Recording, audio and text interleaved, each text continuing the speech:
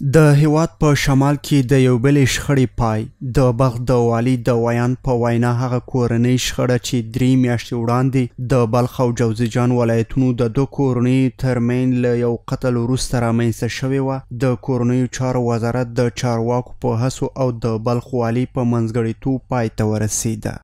دا چې په جوزجان ولایت کې د دوه کورنیو ترمنځ د قتل موضوع رامنځته شوې وه چې یو یې د بلخ ولایت د دولت آباد ولسوالۍ اوسېدونکي ول او بل د جوزجان اوسېدونکي ول.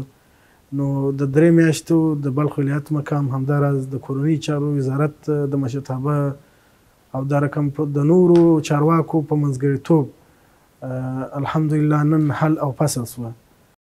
د دغو دوه کورنیو د پخلاینې په مراسمو کې د کورنیو چارو وزارت مرستیال د دغه ډول قضیو په حل کې د دغه وزارت د رهبرۍ له نه ستړي کیدونکو هلو ځلو څخه خبر ورکړ او د قومونو او کورنیو ترمنځ د یووالي پر پیاوړتیا یې ټینګار وکړ.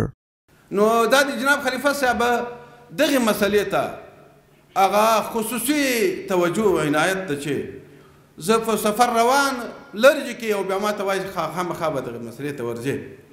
نو جناب خلیفه صاحب دغه دواړو خو ته سلامونه هم کوي او له سلامونو سره سره د تاسې دغه عفوه او د تاسې دا بخشش د خپل ځان لپاره هم اعزاز بولي، د امت مسلمه او د امارت اسلامي لپاره هم اعزاز بولي.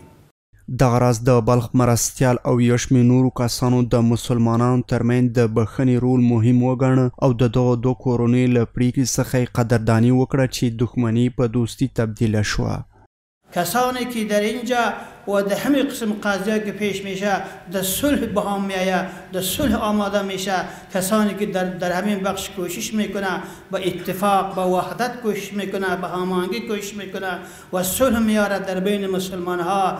یک است ای حتما الله تعالی ای را دوست داره. محسنین را خداوند گفته که والله یحب المحسنین، این الله تعالی محسنین را دوست داره.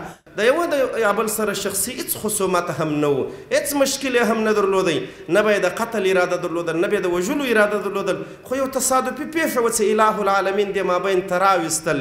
هیڅ کله هم سړی دا نه غواړي چې خپل هغه خدا نه خواسته د آخرت مسلې درنې کړي یا د دنیا مسلې درنې کړي، خو لاکن ستا به اراده هم نه وي، الله به دې په تقدیر کې دا لیکلي وي چې دا به درته پیښیږي، ځان نسې بچولی. الحمدلله چې دواړو جانبو په دې کې گذشت وکړي، هم د شهید طرفدارانو هم د بل طرف، او په دې خپلو علماو او مشایخو باندې او په مسؤلین باندې اعتماد وکړي. انشاءالله العزیز امارت اسلامي مسؤلین به ټول په هر وخت په هر قدم کې اولترین چې په دې خدمت کې رامخته کېږي همدا کسان به وي، لکه څنګه چې په دغه موضوع کې ډېر کوشش علماو کرامو مسؤلینو وکړي. رب العالمین د نور واقعات نه راولي، که بیا هم تقدیري فیصلې وي او راسي، دغه مسؤلین به انشاءالله ستاسو د ټول ملت په خدمت کې وي. په بلخ ولایت کې د دغه دوه کورنیو شخړه په داسې حال کې پای ته رسیږي چې د دغه ولایت د سرحدونو قومونو او قبایلو چارو ریاست په تیر یو کال کې د څه باندې 8 قومي شخړو د هواري خبر ورکړی و.